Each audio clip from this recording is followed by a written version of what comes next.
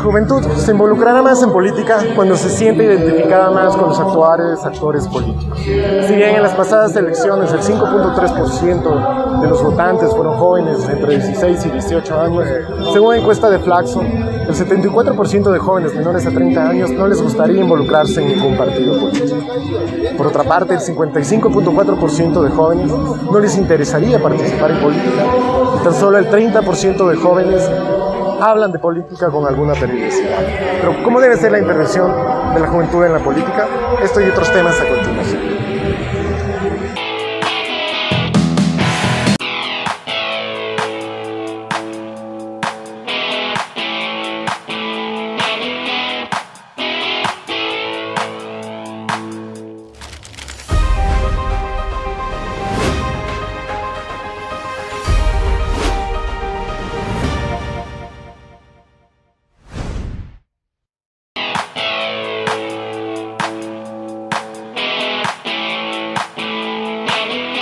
Pablo, Cari, ¿cómo están? Muy bien.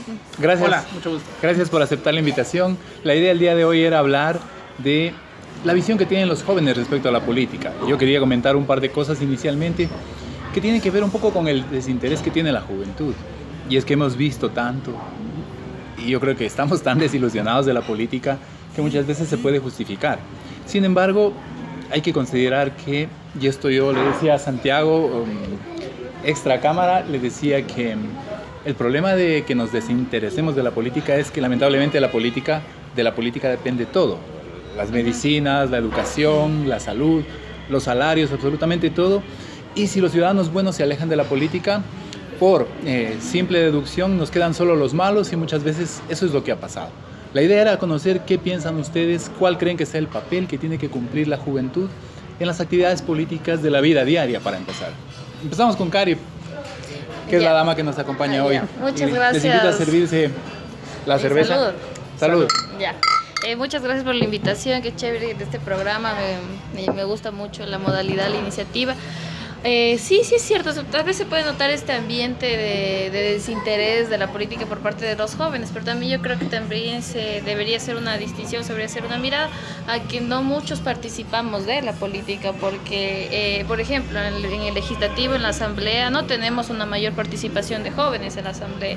Podemos, si hacemos un análisis en edades, no tenemos, por ejemplo, el 35% de la votación somos jóvenes y no estamos en la asamblea como tal representando. Y también una de las reglas de un partido político fue que los jóvenes iban a pasar a ser alternos.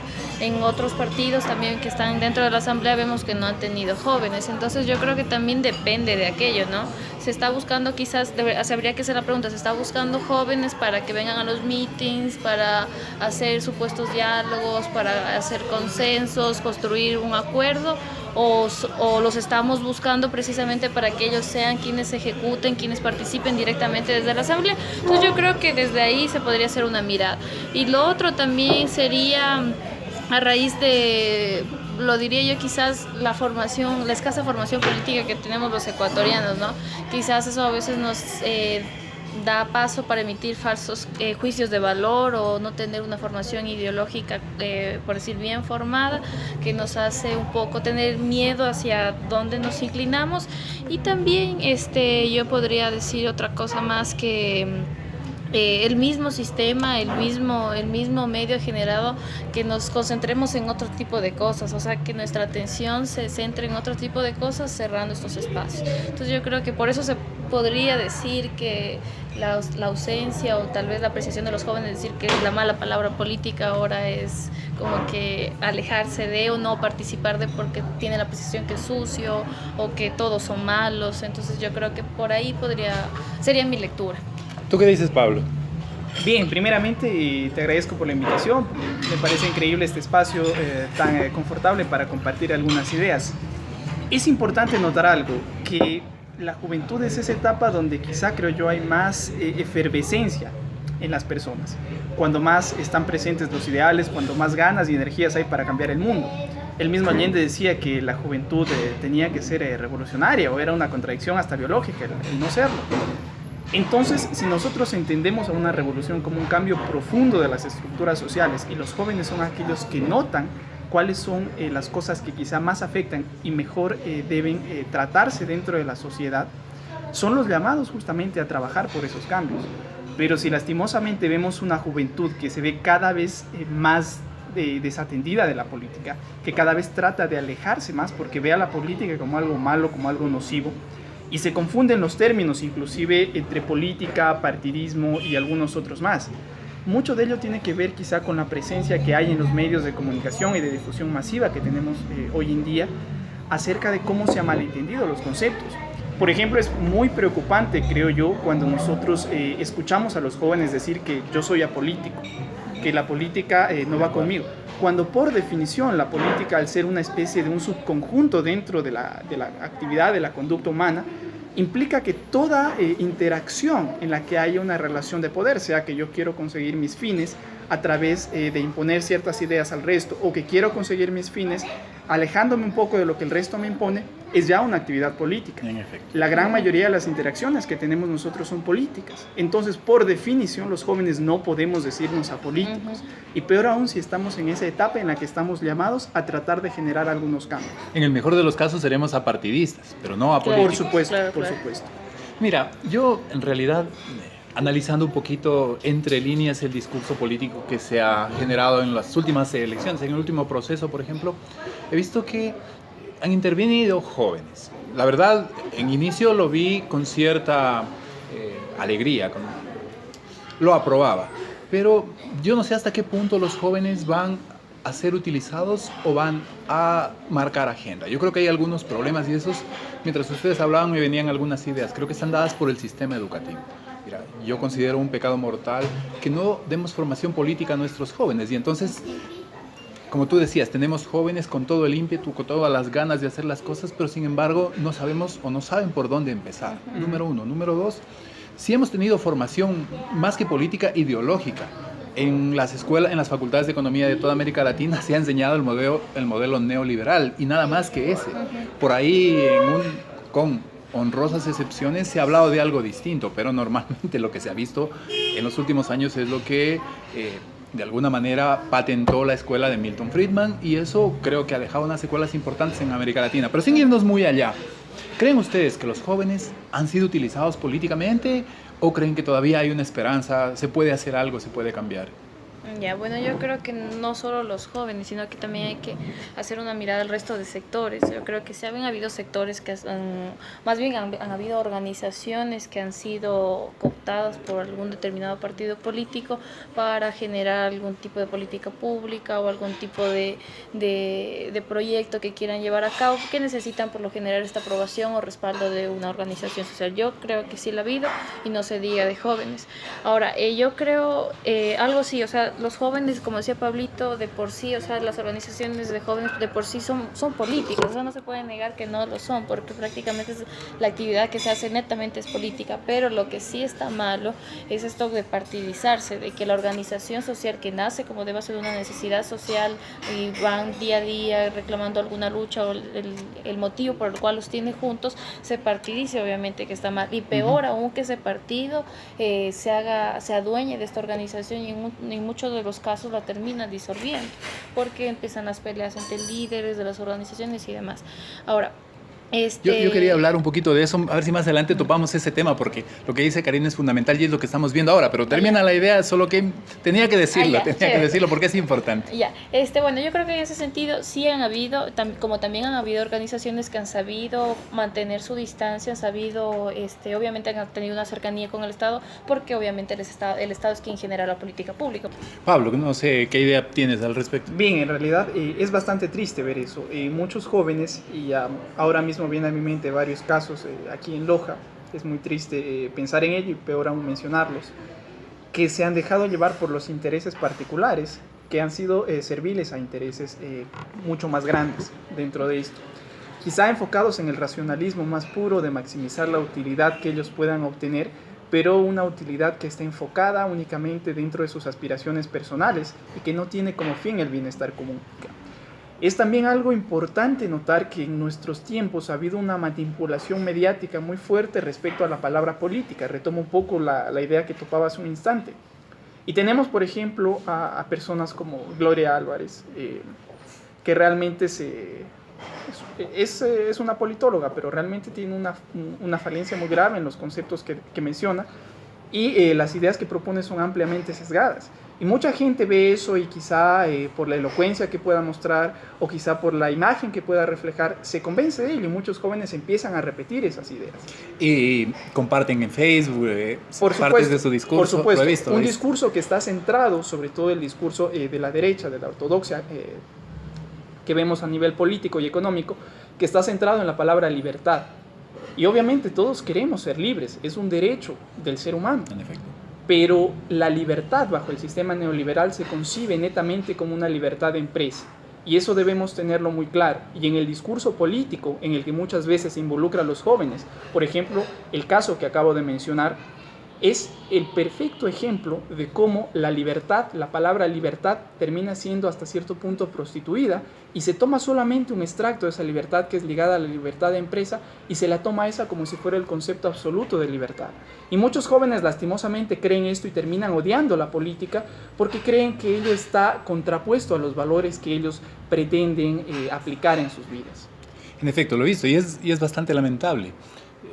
El caso de Gloria Álvarez y yo creo que es icónico porque hay muchísima gente que la sigue, muchísima gente que la comenta, y de alguna manera están siendo influenciados por sus ideas que desde mi perspectiva muy particular están completamente equivocadas. Y yo creo que no es accidente, sino que es algo provocado. Pero bueno, más allá del tema, mira, hay un problema que surge. Les voy a contar una historia cortita que deben saberla ustedes, pero bueno, es real. Pasó en un parque nacional en África y había una camada de leones. Y esta camada se reproducían entre ellos. Y no dejaban que nadie más de otra camada de leones se acerque. Al paso de 3 o 4 generaciones se extinguió. ¿Qué fue lo que pasó? Que llegó a haber una endogamia tal a nivel biológico que los mató. Era como si en una sociedad pudieran casarse entre hermanos, y obviamente los genes recesivos se hacen dominantes y vamos a tener algún problema de salud muy grave, y si eso se repite 3, 4 generaciones, nos extinguiremos. Eso pasó. Y yo he visto que eso pasa en el ámbito biológico, sin embargo, nos llama mucho la atención, pero pasa en el ámbito político y no nos llama la atención. Yo he visto, en el caso de Loja, lo que se conoce como dinosaurios políticos que están 30, 40 años, otros están un poquito menos, 29, pero están ahí y son sus visiones de la realidad las que se han mantenido durante mucho tiempo. Pero no es solo eso, el problema no es solo ese, el problema es que por mantener esa visión cortan el camino y cierran las puertas para que nadie más entre. Acabé de ver hace poco, sin mencionar partidos políticos, que gente que ya ha estado 20, 25 años, hoy en día, a pesar de que tienen problemas de salud, se vuelven a postular y le quitan aspiraciones legítimas a jóvenes que podrían hacer un papel mucho mejor. ¿Qué creen ustedes que es lo que motiva el vehemente deseo de continuar una vez que han llegado? Yo creo que, bueno, se podría dar una respuesta. Creo que los tres coincidimos en lo que voy a decir. Yo creo que se recae básicamente por que no nos han enseñado bien historia en la escuela, en el colegio y en la universidad. Eso es grave. Yo creo que esta materia nos debe ser el libro de cabecera de cada uno de nosotros. Considero que es por ello, ¿no? Cada vez, de hecho, nuestros padres, en nuestra familia, en nuestro entorno de amigos, decimos los mismos de siempre, pero en realidad ya lo tomamos como frase, lo tomamos como si ya fuera un castigo, ¿no? Entonces yo creo que básicamente no nos estamos acordando de lo que estaba pasando, a veces o perdonamos, olvidamos muy rápido, o no queremos, o queremos hacer de la vista gorda, y no debería ser así. Ahora, ¿por qué siguen habiendo estos dinosaurios políticos o por qué siguen ahí? Bueno, yo tal vez daría dos lecturas. La primera quizás suena un poco inocente, ¿no? Sería básicamente porque quizás piensan que son las personas capaces, que se sienten totalmente capaces de representar ese cargo, que tienen toda la convicción, todas las ganas de servir a la ciudad, que se sienten que tienen todas las herramientas, que están preparados, que defienden muy bien lo que van a hacer. Se entendería de esa forma, o sea, están totalmente convencidos que van a trabajar arduamente, es lo que nos dicen en el discurso. Ahora también está la otra parte, que es la que yo quizás creo, lastimosamente es así, pero es la que tenemos, la realidad, es que uno, no sabemos, o sea, a quiénes representan, quiénes encabezan estas listas o quiénes han ganado en su mayoría, a quiénes representan, quiénes les están financiando, porque esa información no tenemos acceso, o sea, esa información nos gustaría conocer, saber quiénes financian y por qué están financiando a esos candidatos. ¿Qué esperan a cambio? ¿Qué esperan a cambio? Entonces, obviamente, cuando lleguen a la asamblea, efectivamente se verá la respuesta de sus favores, porque representarán a aquel sector o a aquellas personas que les han financiado, y obviamente serán beneficiados quienes han financiado y quienes quizás no participamos de aquel financiamiento o creímos en el discurso, quizás poco o nada nos llegue de esa política pública a beneficiarnos. Pablo, no sé cómo lo ves. Bien, comparto muchísimo lo que dijo Karina. Quiero hacer puntualizar un par de ideas.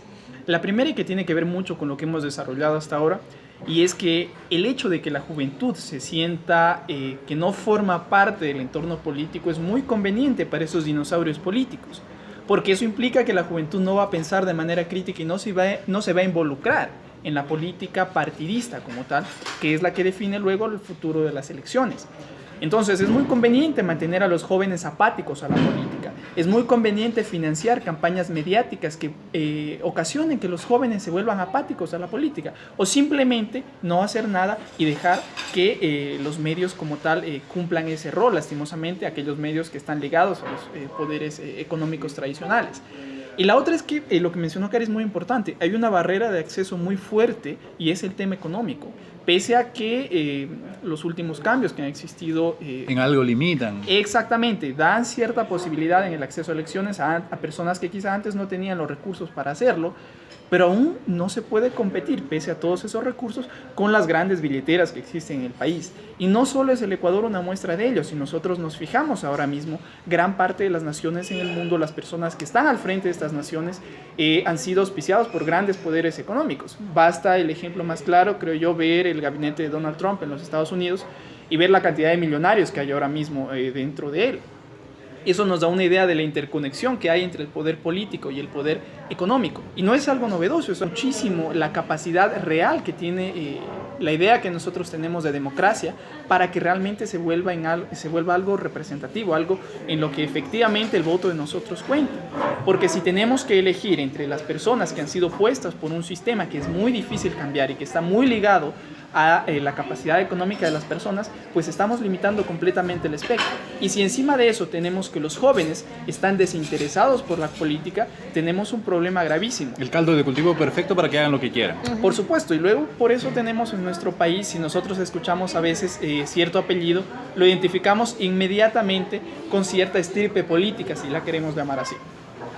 Sí, en realidad ese es un tema lamentable. Y yo decía hace un momento que es un tema de visiones, y al no haber alternancia en las visiones estamos condenándonos a lo que los leones, en el ejemplo biológico, se estarían condenando. Lamentablemente no nos damos cuenta de aquello y creo que seguimos incurriendo en el error. Pablo, vamos a cambiar un poquito el orden porque ya estamos cerrando. Pablo, yo quería hacerte una pregunta. ¿Cuál crees tú que debería ser el papel de la juventud en el ámbito político? ¿Debería seguir apático? ¿Debería intentar formarse? ¿Debería pelear el espacio, considerando que existe una máxima que dice que el poder nunca se cede, normalmente tiene que ser arrebatado? Bueno, creo yo que nuestra historia nos ha dado grandiosas lecciones acerca de cómo los pueblos tienen esa capacidad de tomar las riendas de su destino. Y los jóvenes, creo yo, estamos llamados a eso. Primero, a concientizarnos. Cari hacía énfasis muchísimo en el poder de la historia. Y la historia, el poder que tiene es permitirnos conocer lo que sucedió y evitar cometer los errores que ya habían sucedido. Luego está en que los jóvenes tomemos conciencia que si nosotros nos desentendemos de la política, como dice una frase bastante conocida, estaremos dejando que sean los peores los que se hagan cargo del país. Y de hecho, Bertolt Brecht es extremadamente efusivo y fuerte cuando él menciona que no hay peor problema que podría tener una sociedad que los analfabetos políticos, porque estos, aparte de enorgullecerse como tal y de negar a la política, no se dan cuenta que de su apatía, de su ignorancia, surge el problema de los niños que mueren de hambre, surge el problema social en general, de la pobreza, de la desigualdad, podría aportar a la frase que menciona él, y surge sobre todo el político corrupto. ¿sí? Que es el que está enseñado a vivir de la política, no a vivir para la política, para servir a la gente. Y creo yo que esa es la misión que debemos los jóvenes adoptar. Cambiar esa percepción que tenemos de la política es muy difícil y requiere un proceso educativo largo y formativo largo, pero debemos empoderarnos de ello como tal, porque en nosotros está cuál es el futuro que vamos a darle a nuestra sociedad. Y justamente debemos comprender que no hay peor error que el desentendernos de la política. Gracias, Pablo. Cari. Totalmente de acuerdo con Pablito. Yo creo que este cambio que él mencionaba, precisamente el fin último es precisamente este cambio cultural que necesitamos, o sea, de ir rompiendo este esquema de que otro haga el trabajo por mí, de esperar que otro tome la iniciativa. Entonces yo creo que, bueno, sí, los jóvenes tenemos muchísimas herramientas para hacerlo. Quizás no tenemos una gran billetera como algunos partidos políticos lo han tenido en estas elecciones, se ha visto clarísimo. Quizás no tenemos poder tampoco porque, por ejemplo, no pertenecemos a ninguna esfera de poder. Eso está clarísimo, pero lo que sí tenemos, y no nos pueden quitar, es precisamente esa convicción y esa rebeldía que tenemos para hacer las cosas, y sobre todo la creatividad. Yo creo que sin plata, sin poder, pero la creatividad no tiene límites. Nosotros somos jóvenes y sabemos cómo llegar a los jóvenes. Entonces, en ese sentido, totalmente de acuerdo con Pablito. Yo creo que hay que seguir disputando los espacios, luchar en la política, hacer desde abajo procesos, hacer nuevas iniciativas, no es nada fácil, no se hace de la noche a la mañana, tampoco en pocos meses. Son cosas que tardan poco a poco porque también requiere de una organización, también requiere de ir buscando gente que no desista, que siga con las mismas ganas, pero con eso cerraría, que sería básicamente que como jóvenes no debemos desistir, uniéndome, como también decía Pablito hace un inicio, Salvador Allende mencionaba que es hasta contradictorio, lógicamente contradictorio, que no seamos rebeldes, que no seamos revolucionarios como tal. Incluso la palabra revolución ya se ha hecho mala palabra. De hecho, en estas últimas elecciones casi nos ha topado el tema revolución. Entonces, en ese sentido, estos espacios o los espacios que se puedan generar entre los jóvenes son sumamente importantes y bueno, a participar de ellos y no desistir. Bien, hoy hemos hablado con un par de jóvenes con el más alto nivel de formación y la intención con este programa era mostrarle a la ciudadanía que en Loja hay gente joven con un gran talento, con una gran formación y que por supuesto quiere hacer algo por Loja. Quiero agradecerte, Pablo, quiero agradecerles, Karina, porque este tipo de cosas me parecería pecado que con el bagaje y conocimiento y las ganas que tienen ustedes, no hacer un programa que hable de jóvenes, que hable de política, que es lo que nos apasiona a todos. Muchas gracias. A ti muchas gracias por la invitación. Igualmente, muchas gracias por la invitación. Gracias nuevamente, Karina. Gracias, Pablo. Muy buenas noches. Salud por eso. Salud.